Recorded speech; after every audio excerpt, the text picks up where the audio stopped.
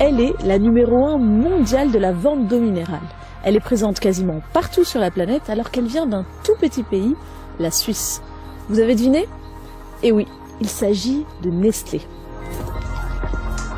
Et la marque Nestlé, c'est simple, on la retrouve partout, au Brésil, au Canada, en Thaïlande, en Égypte et ici en France, où elle réalise chaque année des milliards d'euros de bénéfices sur la seule vente de ses bouteilles d'eau.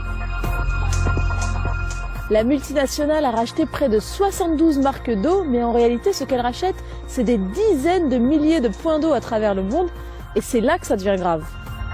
Nestlé commercialise en réalité de l'eau gratuite et gagne chaque année plusieurs milliards d'euros grâce à la mise en bouteille de cette eau gratuite. En 2018, Nestlé Waters déclare avoir gagné 8 milliards de francs suisses, soit environ 7 milliards d'euros, grâce à la commercialisation de ces eaux minérales.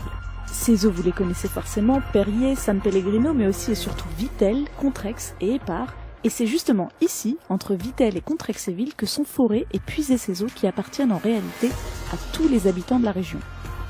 Demain, si on nous met de l'eau qui est traitée, qui sent l'eau de Javel, ça ne nous intéresse pas alors qu'on a une eau d'excellente qualité. C'est de l'eau gratuite qu'ils nous volent et qu'après ils nous revendent. L'eau est la marchandise parfaite. Oui. Et justement parce qu'elle est la marchandise parfaite, qu'on ne peut pas permettre qu'elle soit marchandisée. Voler de l'eau gratuite pour la revendre à la fin? Eh bien, c'est en réalité ce qui a fait la richesse du leader mondial de l'eau en bouteille.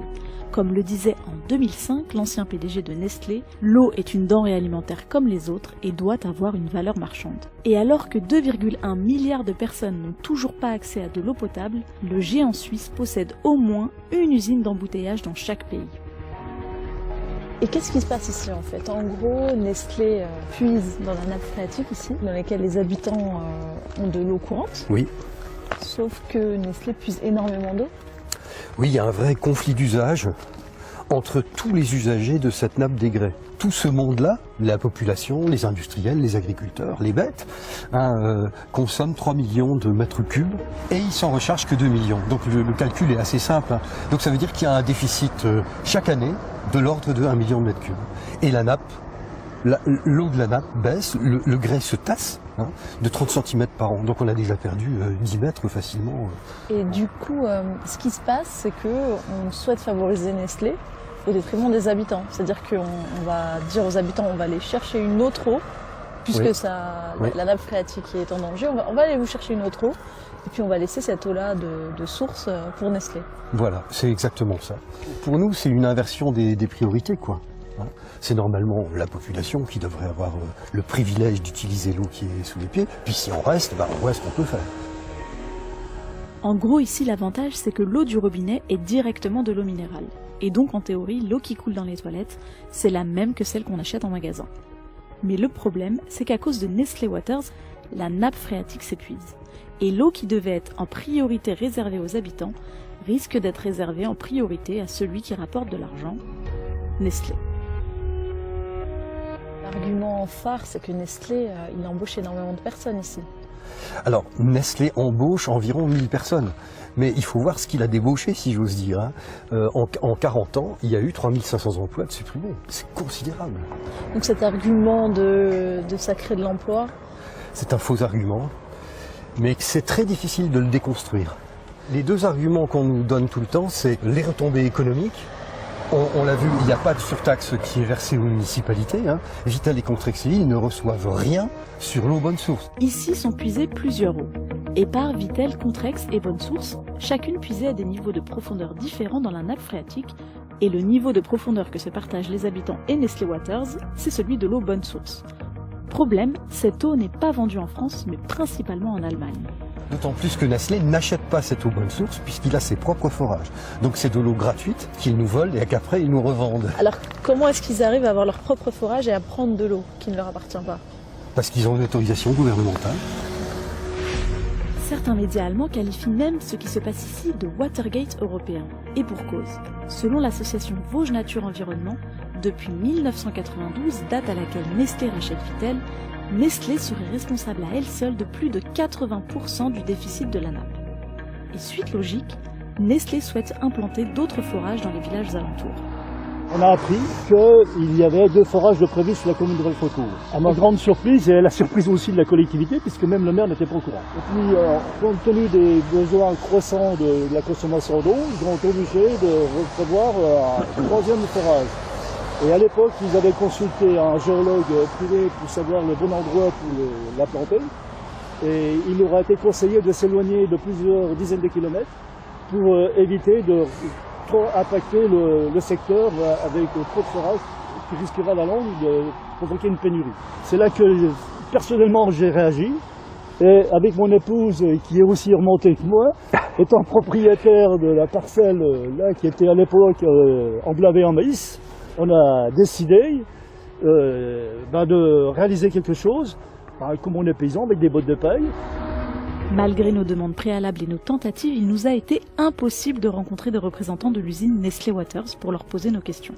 Et la question qu'on se pose en visitant la ville de Vittel, c'est est-ce que la présence de Nestlé dynamise la ville et crée de l'emploi, ou est-ce qu'au contraire, elle le tue?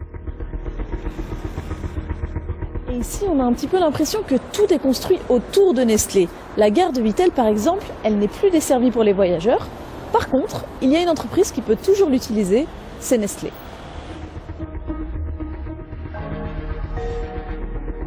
Officieusement, cette ligne qui reliait Nancy à Vittel aurait été fermée pour des raisons de faible fréquentation. Officiellement, la SNCF met en avant des soucis de vétusté de la ligne.